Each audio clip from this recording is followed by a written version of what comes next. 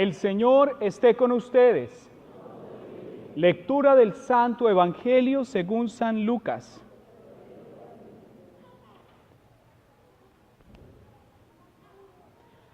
Cuando los dos discípulos regresaron de Emaús y llegaron al sitio donde estaban reunidos los apóstoles, les contaron lo que les había pasado en el camino y cómo habían reconocido a Jesús al partir el pan. Mientras hablaban de esas cosas, se presentó Jesús en medio de ellos y les dijo: «La paz esté con ustedes». Ellos, desconcertados y llenos de temor, creían ver un fantasma, pero él les dijo: «No teman, soy yo».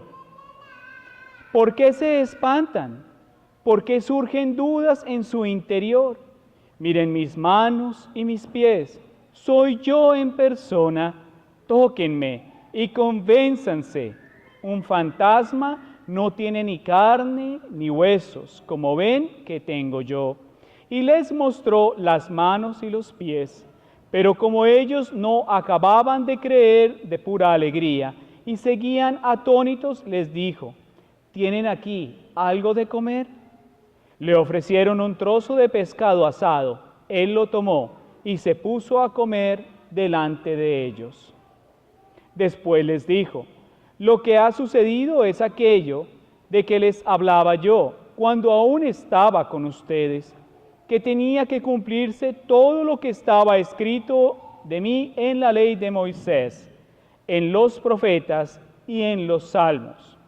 Entonces les abrió el entendimiento para que comprendieran las Escrituras y les dijo: está escrito que el Mesías tenía que padecer y había de resucitar de entre los muertos al tercer día, y que en su nombre se había de predicar a todas las naciones, comenzando por Jerusalén.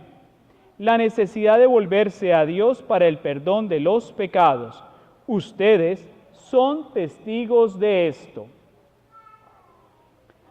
Palabra del Señor. Tenga la bondad de sentarse.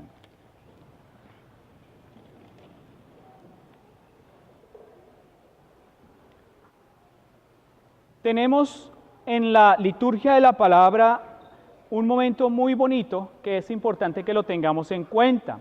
La primera parte, o la primera lectura, está tomada del libro de los Hechos de los Apóstoles. Dice: matasteis al autor de la vida, pero Dios lo resucitó de entre los muertos.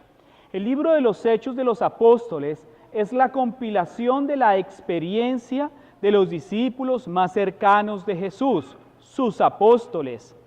Y aquí nos invitan en la primera parte a que de verdad creamos en que Jesús ha resucitado. Y la única forma en creer, confirmar y ser testigos de que Jesús ha resucitado es obedeciendo la ley de Dios y aceptando sus mandamientos. Eso se llama la conversión. Y la conversión significa dejar de vivir en pecado para vivir en la gracia y a la luz de Dios. Y es la primera invitación que viene en la lectura de hoy. ¿Por qué? Porque podemos celebrar muchas Semanas Santas y podemos venir con mucha frecuencia a la iglesia, o podemos dejar de venir a la iglesia. Una de las respuestas bien simpáticas que escuché estos días es: yo no necesito ir a la iglesia, padre, porque yo no mato a nadie. Bueno, quizás no mate a nadie y no está faltando a un mandamiento. Pero ¿qué pasa cuando yo falto a misa un domingo? ¿Yo puedo regresar el próximo domingo a comulgar? ¿Por qué? Porque estamos faltando a un mandamiento de la ley de Dios, que es santificar las fiestas. ¿De acuerdo? Y la fiesta central de hoy es el domingo. El domingo es la fiesta y el centro de nuestra fe, porque es la Eucaristía dominical. Entonces, ese tipo de acciones que a veces nosotros tomamos en cuenta, que para nosotros es más fácil acomodar la religión y acomodar la fe a nuestro parecer que acomodar y vivir la fe como Dios manda es una exhortación muy fuerte de hoy. Por eso, el libro de los Hechos de los Apóstoles, hacia la parte final, dice que nos invita a convertirnos y a arrepentirnos de vivir en el pecado. Hay dos estribillos que se utilizan normalmente en el Salmo. Durante el tiempo pascual, es como lo canta nuestro coro hoy, el aleluya, ¿de acuerdo? Pero también hay otro estribillo que se utiliza también en el Salmo y dice: haz brillar sobre nosotros la luz de tu rostro, Señor. El rostro del Señor es brillante, como siempre lo muestra durante los 40 días posterior a la resurrección del Señor, el cirio pascual. Es la luz de Cristo que muestra que ha disipado y ha alejado y ha desterrado las tinieblas de este mundo. Por eso su victoria es contundente y nos alumbrará durante 40 días en preparación para la solemnidad de la fiesta del Pentecostés, la venida del Espíritu Santo, quien también nuestro Señor nos dice que Él debe irse porque debe enviar el Paráclito, el dulce huésped del alma, el Espíritu Santo. Y eso ocurrirá en 40 días en Pentecostés.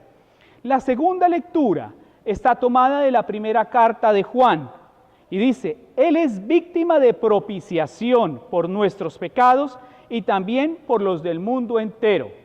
Esa palabra propiciación es un sinónimo de reparación, es un sinónimo de, como en el lenguaje de las costureras en nuestro país, en nuestros países, ¿sí? De remendar, de tratar de arreglar lo que está rotico, lo que está dañado. Entonces el Señor viene a reparar todo el daño que ha causado el pecado en nuestra vida, porque el pecado es un signo de muerte, el pecado ha causado división y el pecado deja una herida en el alma, en el cuerpo y en la mente de la persona.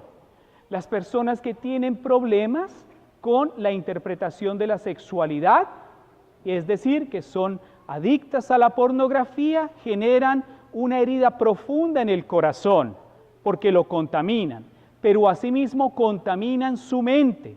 Al contaminar su mente, todo lo que ven a su alrededor es susceptible de tener una mala interpretación de la sexualidad. De ahí el deterioro y la gravedad de cómo nosotros vivimos nuestros afectos. Dios nos hizo maravillosamente perfectos, al punto que nos hace co-creadores. Gracias a Dios, por un papá y una mamá, dan origen los hijos como fruto del amor. Por eso el Señor siempre nos invita a construirnos a la luz de su ley, a la luz de su amor y a la luz de su presencia. Pero también en el Evangelio de hoy hay una frase muy hermosa que nos invita a centrarnos más en la celebración eucarística cada domingo. Y dice: lo reconocieron, es decir, reconocieron a Jesús al partir el pan. Y eso ocurre en muchas ocasiones. Reconocer a Jesús al partir el pan no es única y exclusivamente en la celebración de la Eucaristía o de la Santa Misa. Reconocer a Jesús al partir el pan es cuando tenemos un alimento para degustar, un alimento que limpia el hambre física, un alimento que restablece la energía, que restablece las fuerzas para continuar nuestra jornada, un alimento que satisface nuestras necesidades y un alimento que se convierte en vitamina, en fuerza y en esperanza. Ese alimento físico es la presencia de Dios, que con agradecimiento por el fruto de nuestros esfuerzos nunca nos ha desamparado.